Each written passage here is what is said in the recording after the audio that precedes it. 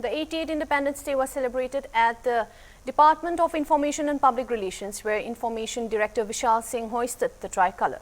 Additional Director Information Arvind Kumar Mishra, along with officers and staff, attended the program. Vishal Singh extended Independence Day greetings to the department's officers and staff and urged citizens to perform their duties with dedication. He stressed the need to provide greater opportunities to the younger generation and called for harnessing their energy and talent to take the country forward on the path of development.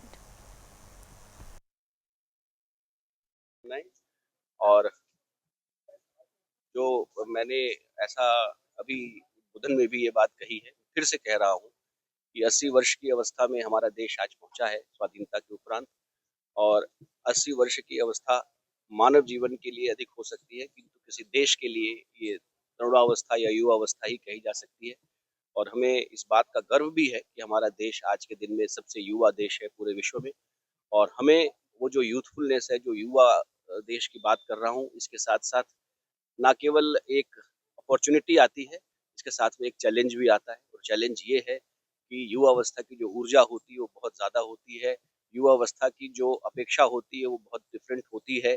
युवावस्था की ऊर्जा और के साथ में हमें युवावस्था की अपेक्षाओं पर खरा उतरने के लिए, देश को उतारने के लिए, देश को जहाँ हम जिस भी राजकीय दायित्व में हैं या व्यक्तिगत दायित्व में हैं या जो भी कार्य हम कर रहे हैं, अपने कर्तव्य बोध के साथ हमें इस चैलेंज को एक्सेप्ट करते हुए अपने आप को स्विफ्ट और एजाइल बनाना पड़ेगा।